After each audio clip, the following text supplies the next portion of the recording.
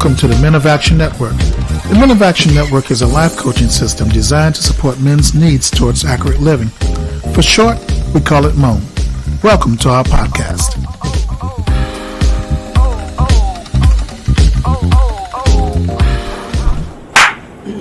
Oh boy. All right, we started. We're going to talk about legacy. You ready to go? We're ready to go. I would say first we must understand that when we talk about legacy, we're not talking about property or what we've left in the will as an inheritance. But we talk about what we give, that intangible. Well, you know where I really want to start? Papa was a Rolling Stone. Wherever he lay his hat was his home. Was his home. Yeah, and the reason why I think that's a good spot to start talking about legacy, because so many people act like this is such an archaic term. Right. You know, it's old. Nobody talks about legacy anymore. But at the same time, everybody's looking for something. Yeah. We see fights at funerals because somebody died and somebody's wondering who got the toaster oven. You know, somebody's wondering what happened to the LTD. Yes. That fight was back. Yeah. That was about, man, That's you what it know. was. And then who's getting money off the life insurance policy? Yeah. And why did they plan such a big funeral? That'll make sure that dude You know? buried. Yeah. So, I mean, it's all this little stuff that people start thinking about as legacy, not really understanding that that's what they're talking about. You know, we don't think about it in those terms because legacy is almost an obsolete term. Right. Yeah. But it is legacy we're talking about.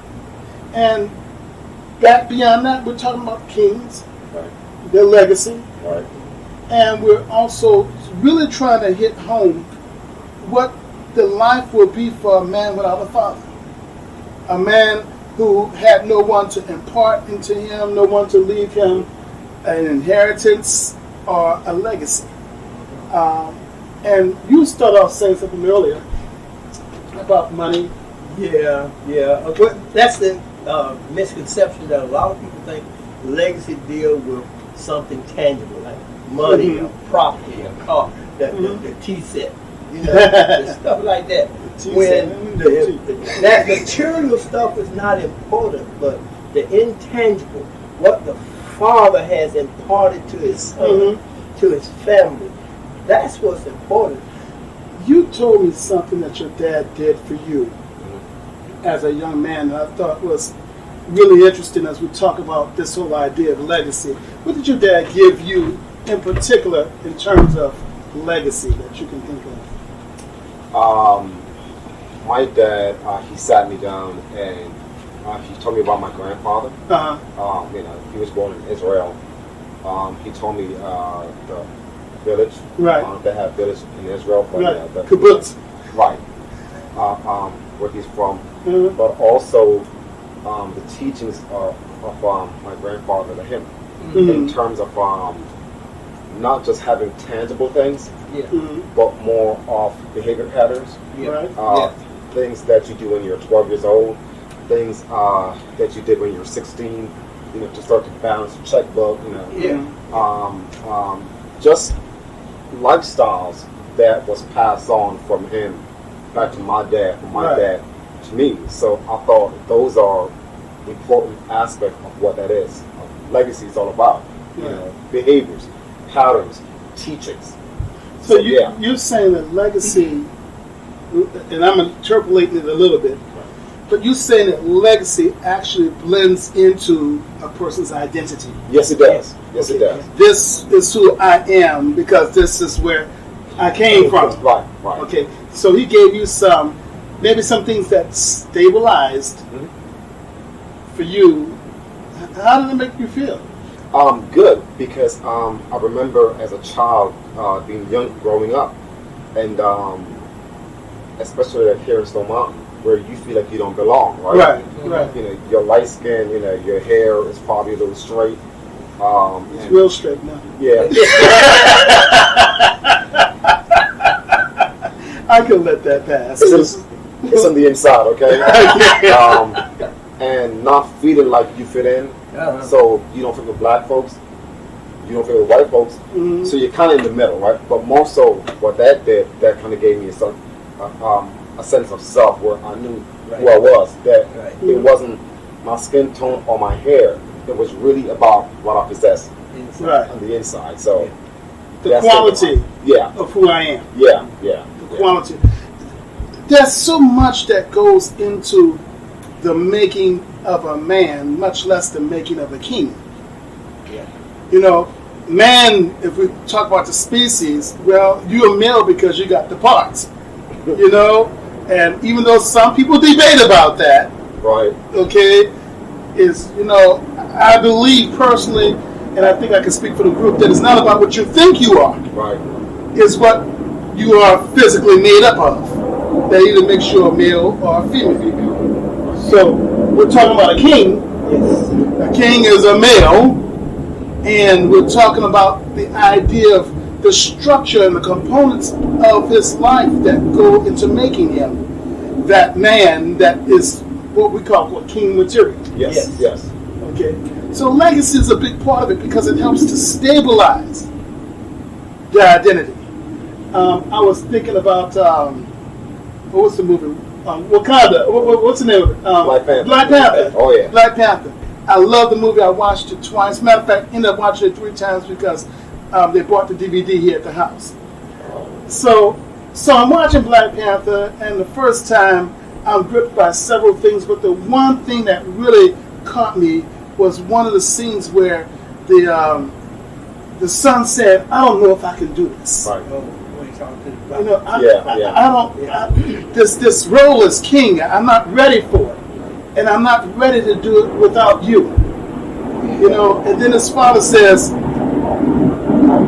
"What do you mean? You've been with me the whole time." The whole time. Yeah. I've been with you the whole time.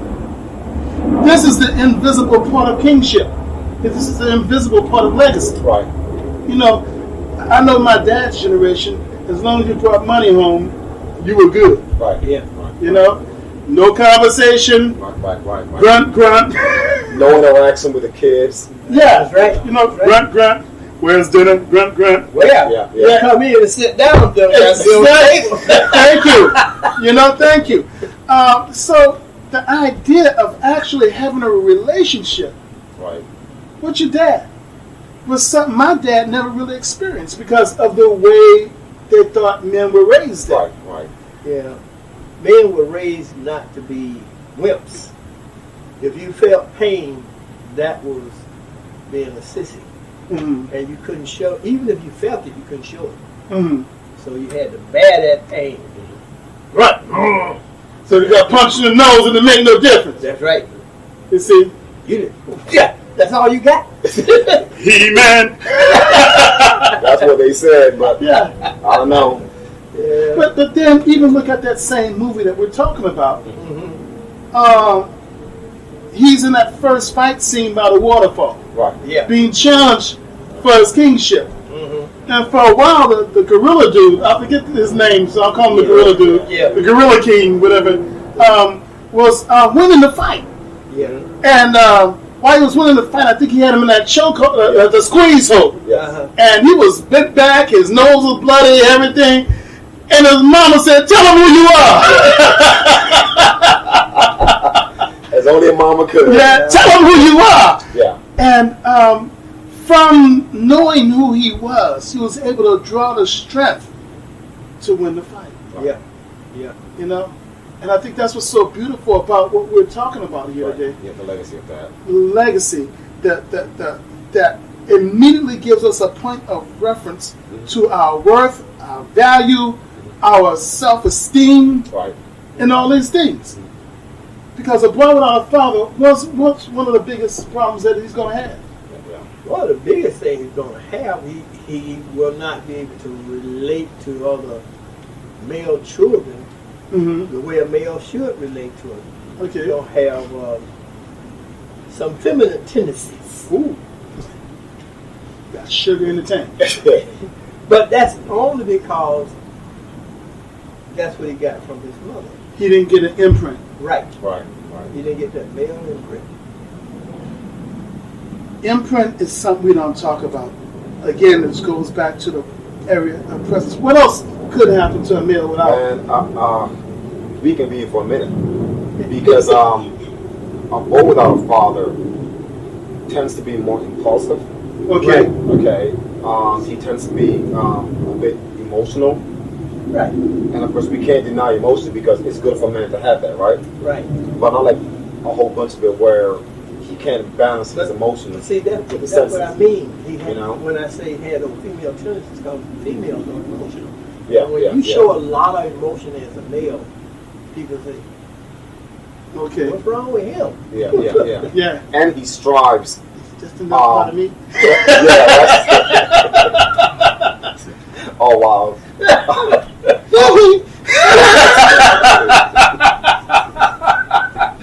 Sorry, y'all. I just, I think he strives to constantly have the affirmation as opposed to being assertive.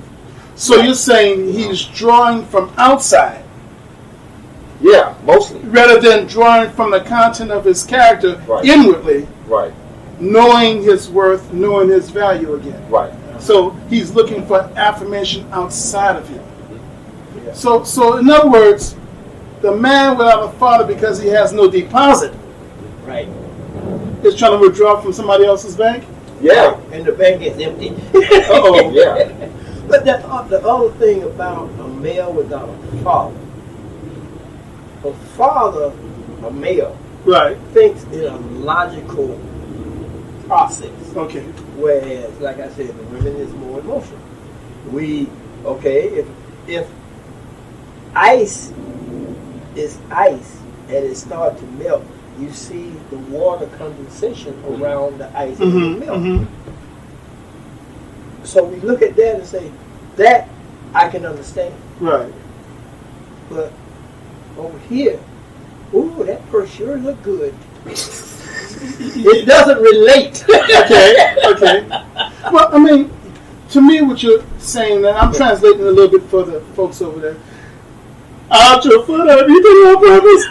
Anyway, that's the kind of reaction you might get from somebody who is overly emotional or whatever else. He just did a simple thing. He said he's sorry. But if I'm sitting over there, he did that on purpose and he meant to hurt me. Everybody's been hitting at me, hurt me. What are we getting at?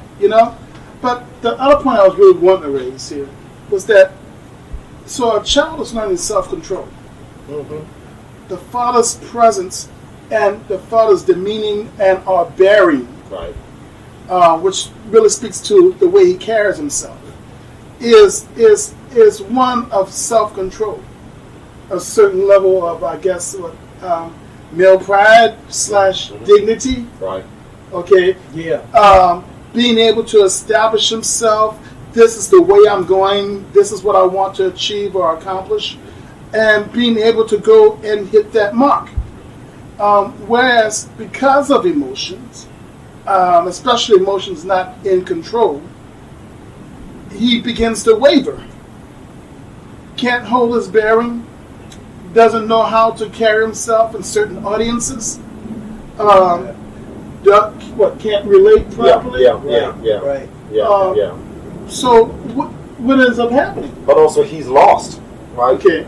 There's a huge part of him that's lost. Example, you look at any boy that has no father, okay? He will cling on to any male, Right. any male that can fill that void, because every child is wired to their father. I'll say this: every mother have their children's heart, Right. but every father own a child's spirit. Okay. Okay. And there's a big difference. Right. Okay. Yeah. Mama's born all the way, Right. but a father will always possess that boy's spirit. Okay. Okay. Okay. Because wired to every man is that thing to pass down from a father to a son or a daughter that allows them to have the whole identification process. The sense of who I am. Of course. Sense of who I am. Sense of self-worth. Sense of value. Right. Self-esteem. Right. Yep. So, in other words, what comes out of not having the father's presence, I mean, that's so important to legacy. Presence. Right. if you don't have the father present, all of the things that we're talking about, bearing a sense of worth, a sense of value, a sense of interest. I mean, so many guys I've met without fathers. Dave, you're 100% right. When a male speaks into their lives, it's like somebody turned on a big light that bulb, right. They've been waiting and looking for all their lives. Right. Yeah. You know, we have done a lot of ministry in prisons. And I meet so many young men there who are second or third generation Right. without a father. Yeah. Yeah. Who had big dreams, big goals, big plans, and never got anywhere with them. You know? How many men think that they're going to make their lives, young men today, through a rap career? And that's the thing. Everybody can't rap. If I had to rap, well, I get the tomatoes and apples, everything thrown at me. But it's in that industry. It's so few people that make it. Yeah. Just like sports. Yeah, football. Yeah. Good example of that. Because it's a dream. It's an idea. Uh-huh. Okay, look at this. Even women understand legacy and purpose. Uh-huh. Right. Or else your mama wouldn't say, wait until your daddy get home. Right. Not that she can't handle Uh-huh. the situation. Right. Okay, but there's something about when a man steps in Right. into that circumstance or situation, Right. things begin to shift Right. because men don't operate on Feeling feelings, right? emotion. We operate on spirit. Okay, But if you're talking about a king, it's what I said. right. Not about what you want, Mm-hmm. not how you think you're going to get there, Mm-hmm. but it's what I said. Why? Because what I said is law. It's rule. Yeah. Yeah. Okay? That's east. This is west over here. I told you to go towards the east so far. But if you're emotional and, well, it's where you think it is. Yeah. You know, you are what you feel like you are. What is that? Yeah. You know, if somebody tells you to go chop this tree down, you're not going to say, well, you know, it was kind of warm out today and I felt like this and I felt like that and whatever. No, the job was to cut the tree down. Right. Right. If you don't finish the job, then why are you expecting pay? You don't do the job by expecting pay. Yeah. So, you know, it's crazy. But, you know, we've talked about several things about why, talk about legacy and men and why this and why that. Mm-hmm. But the thing about it, one of the things you talk about, self-worth. Right. Self-worth is very important because the father passed that on in the spirit of a child. Right. Right. You are my son, and you are valued because I love you, and you. If anything happens to me, you're the head of the house. Right. But this is why it's so important for a father to make something of himself too. Right. This is who I am. And I say this is who you are. We talk about the name Johnson. You're John's son. Right. You're recognized as somebody worthwhile and substantial because you're John's son. You're Johnson. Johnson. You know? So we talk about this ville and that ville and all these other places overseas. Well, the ville was usually named after the man who founded the town. Right. So if it's Perrysville, it's Perrysville. Perry founded that town, and that whole town exists because of Perry. Right. So if Perry says to his son, I'm going to set you up and show you how to do this, then later on you see Perry's son doing it, legacy has been passed. Right. Legacy has been passed. Look at this. Legacy and self-worth is so mixed, combined, Right. intertwined. Yeah. That every boy will imitate his father quicker than he will his mama. Mm-hmm. Oh, yeah. Oh, definitely. I promise you. Okay? Yes, Every boy will imitate exactly what his father does a lot faster than his mama. Right. Now he'll run to mom for safety and comfort, Right. Oh, yeah. but he'll always run to daddy for what? for direction. Direction. Okay, because dads normally represent that sense of direction and tone. And that is so important that it carries over into a child's adult life. Right. Normally, a woman will marry her daddy. Yeah. Okay. Somebody who has the same characteristics. Okay. Of it. Yeah. So if her daddy was abusive and drink and so on, she will swear by the heavens, I'll never marry a man that's like that. Or she'll be attracted to a man. She'll gravitate to aspects of that man. Because that's what she saw, and that daddy imparted that into her spirit. That was modeled before. Right. Yeah. Right. Yeah. She said that's what love is. Yeah. But you know what's so interesting? Even when the father is not present, the child will carry aspects of that father because it was deposited into his DNA from that father. Right. Right. Which means that somebody from outside of you who doesn't recognize those strengths or weaknesses of your character as based upon what was imparted through DNA might mislabel them. Oh, yeah. So, you look hyperactive to me. Well, that hyperactive person may not really be hyperactive. It just may be unchallenged, underchallenged. Right. And because they're underchallenged Right. in school, now they're sitting there bored. And once they get bored, and the teacher can no longer get their attention, Right. which points to yet another problem. Because there's so many females in school teaching that she may not recognize the things that a male child or a boy needs as far as instructive templates, if you will, that will help a boy develop and grow. Right. See, my son was a perfect example of both the boys. Now, my son learned very. You just had to tell him one time. Right. He got it. Yeah. So, as the teacher was writing stuff on the board and talking about it and stuff, he was coming behind and erasing it. Because he had it. He thought everybody else had it. So he said, what? So, it's, the problem came with of course, the teacher did not recognize what was going on. The strength. Right. I said, my son just needs something else to do. Right. And my wife said, why don't you let him teach those people that are a little slower than everybody else? Right. Boom. Solve the problem. Right. Yeah. But you know what it also did? It gave him something to do with what he learned. Right. So. Men need to be able to manipulate something. Right. As children, we say, let me see it. Right. Let me see it doesn't just mean tell me about it. Right. Or just hold it in my view. Right. It means let me touch it, manipulate it, turn it, change it. Yeah. So much of what happens in a classroom nowadays is not even application. Right. It's not. It's just theory. Yeah. Being taught. 1 + 1 is 2. Give a boy 2 cards and let him smash it together, and then he's happy. Okay, and then he'll tell you back your concept. Yeah. But at the same time, he'll be able to add to it. He'll be able to take because he's learned so much from just smashing those 2 cards together. Right. Concepts need to be manipulated. But it's in that process that carries over into manhood that allows him to problem solve.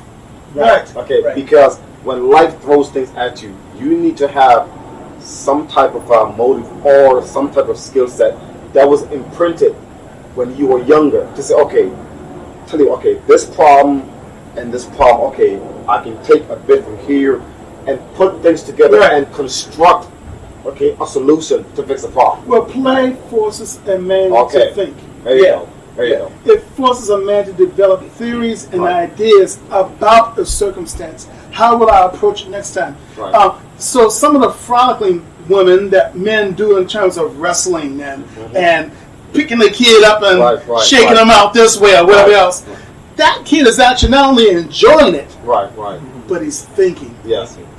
He's learning. Okay, I can't approach him this way this time. I'm going to have to change my methodology. That approach in life will now go to him at work.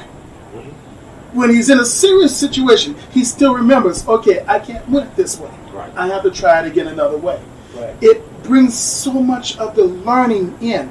This is why we say a mother, as gifted, as talented, as wonderful as she is, cannot develop a male child. Nope.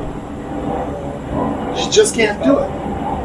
Okay? Because there's aspects of it that are totally just from the aspect of imprinting, lessons that will come from a man's mind that may be different than the way a woman sees it.